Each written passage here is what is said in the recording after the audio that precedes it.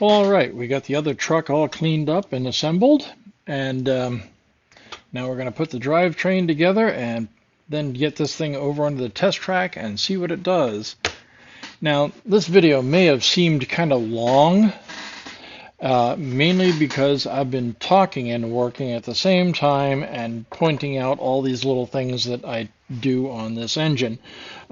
In reality, I can do everything that I've done here in probably under an hour, and that's going slow even and kind of taking my time. Okay, so that's our general assembly there, but before I do that, I'm going to flip this over, and right down inside the motor here, you've got these little thrust washers that ride between the armature end and the bearing. And you definitely want to take some medium weight and put one tiny little drop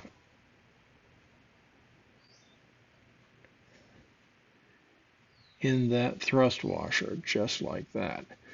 And pull on the armature slightly and reach down in here and do the same. And we're going to wipe off that little excess that got there. And then I'm going to flip it this way. I'm going to put just a tiny drop on the armature shaft, right where it meets the bearing. And I'm going to do the same on this end. And I can assure you that's going to make a world of difference in how this runs and spins up. You're just going to spin it over by hand a little bit just to get that worked in a tiny bit. All right. Then we're going to drop our frame on. The headlight bracket is on this end. These brackets now face this way because what had happened was somebody had got these switched around like this. And I believe that's what was making this engine run backwards to what it's supposed to be running. So we're just going to spin these around like that. So again, headlight on this end, brackets, the faces of the brackets facing you, as the person assembling it. That goes like that. Down on, now let me pick up a pinion assembly, just like, before I do that, I have to put these ends, the drive shaft, back onto, actually this is easier to do this way, so I'll lift it up. Oh, look at that, a big chunk of dried out grease right there. Or something. Where is a pair of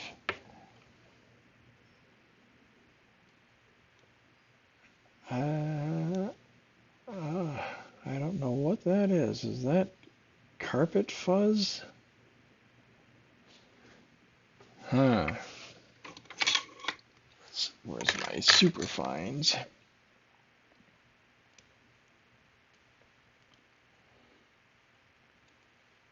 It looks like a piece of carpet fuzz or something stuck in there. Or dried grease, I can't tell which.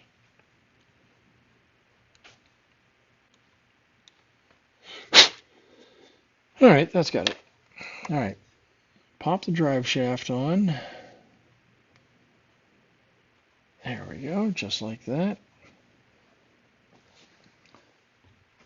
And then we pop this drive shaft on. They can be fussy sometimes, but once you get them at the right angle, it'll just slip right on. There we go. Sometimes I like to take some light gear lube. It's really probably not necessary, but I like putting just a little tiny drop in the drive shaft assemblies so that they just run a little smoother. And again, keep in mind you want to be sure to be using a plastics safe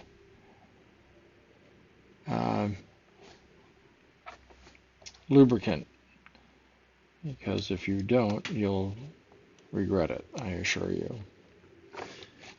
Get the drive shafts to go underneath the truck clips. Make sure the truck's pins are sitting down in the trucks. Right? All right. Now we're going to take this little assembly, and again we're going to take a light gear oil, and I'm going to put just a drop in the ball joint, and I'm going to put a drop in the thrust washer where the bearing goes so that that can work in. And then I'm going to take some touch of grease and make sure that that's actually in the worm gear. And now I just have to figure out which way the drive shaft is facing so that I get the keyway to, okay, it goes that way. This is always the fun part, getting the keyway of the drive shaft to hook on to the pinion. There we go. Let's slide that one out in the back there for the moment.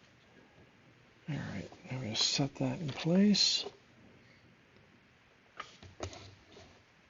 And now I just need to spin these block bearings around so that they are in their proper position, and the worm gear will just fall right into place pretty much. There it goes, just like that. All right, so that takes care of that end. Now we just have to make sure that truck is sitting on its pin. There we go, just like that. Wiggle it around a little bit, get that worm gear to sit. Fantastic. Again, we've put just a tiny bit of grease on the worm gear and made sure it's down in the teeth. Then we're going to take the cover and pop that on like that. And that truck is done. Now we're going to do the same thing on the other end.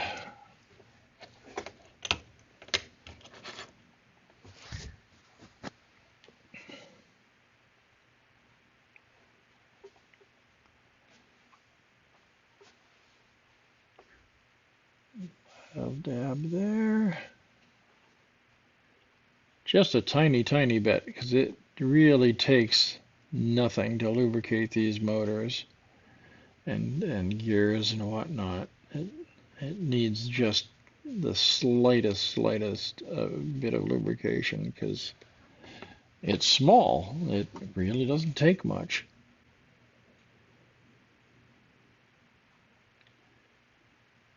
And so, like I say, sometimes I find these things and there's great big gobs of lubricant in them, and it's just like, why did you do that? Yep, put that right on there. Sometimes I even put a tiny bit on the keyway, but it's kind of unnecessary.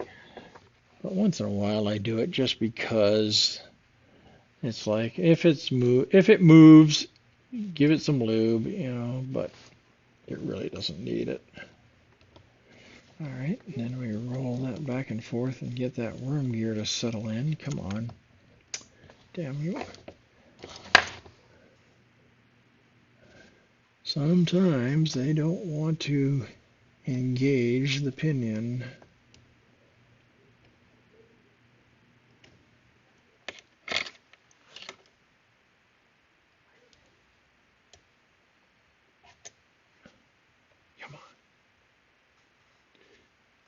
this one's being fussy. There we go. That's got it.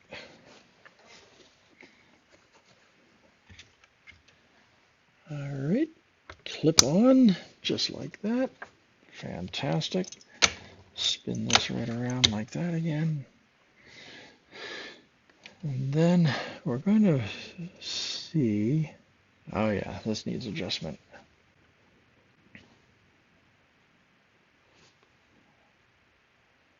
These bars get out of shape and then they don't clip on snug like they should.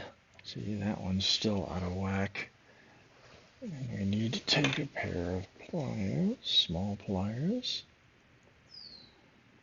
and we're going to get that S shape back where it belongs.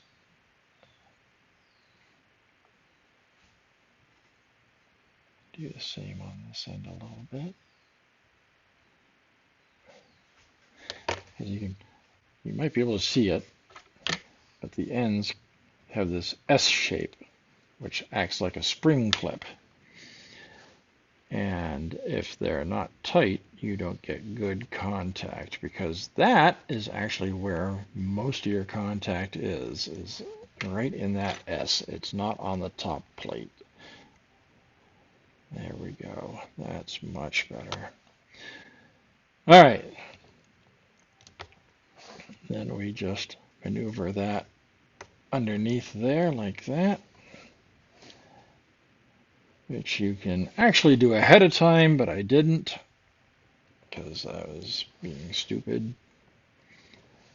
All right, that's okay. That's interesting. This one is longer on one end than it is on the other, so we'll spin it right around, and this time I'll do it the right way. I'll put it underneath the trucks first, like that,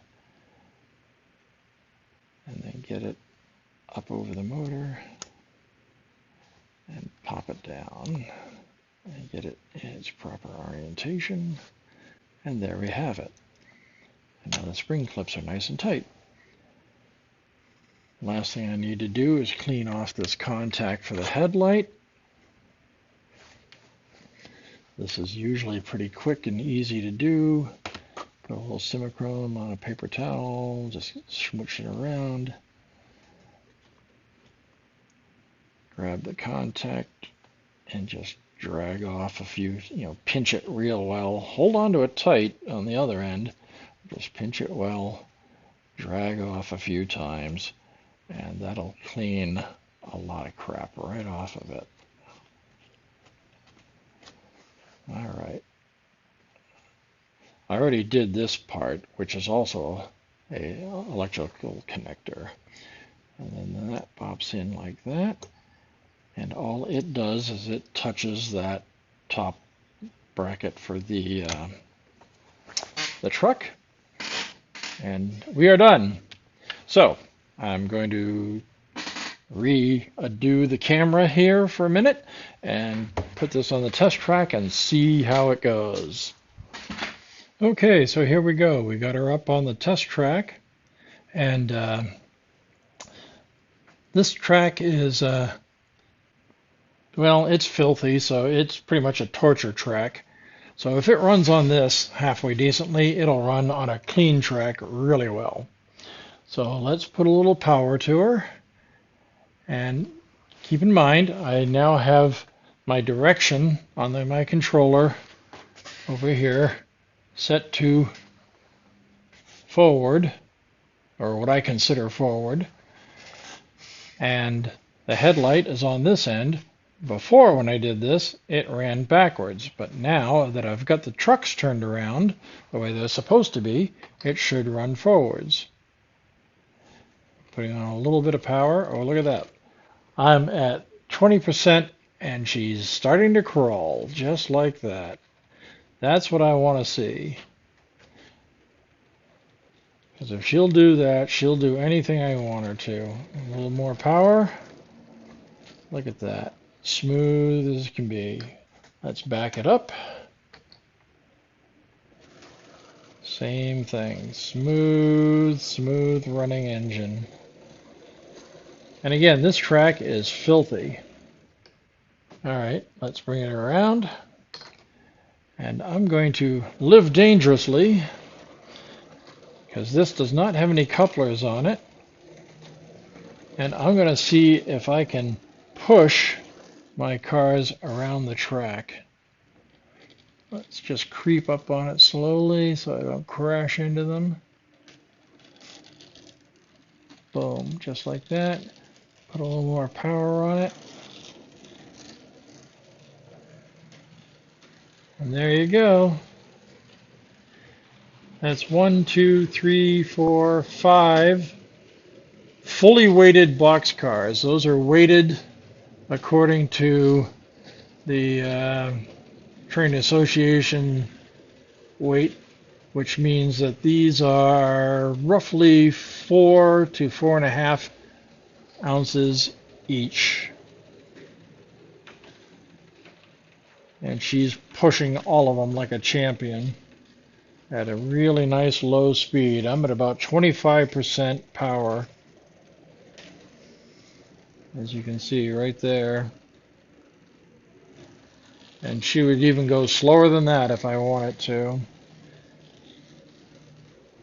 Now the funny part is my track is so screwy and unlevel. When it gets about here, all of a sudden those cars are going to take off and roll away and stop, and then she has to catch up. I'm going to give it a little more juice. Here she comes. And stop. So yeah, she's a runner. Now, given that this thing is, I couldn't even guess at how old this thing is. It's probably 30 years, you know, give or take. I'm not sure when Athearn built this particular model. Anyways, that's it. That's our video. Again, I hope you will subscribe to our channel. I hope you've enjoyed this video. Feel free to throw in some comments down below and let me know what you think. And we'll be doing some more of these. All right, see you later. Bye.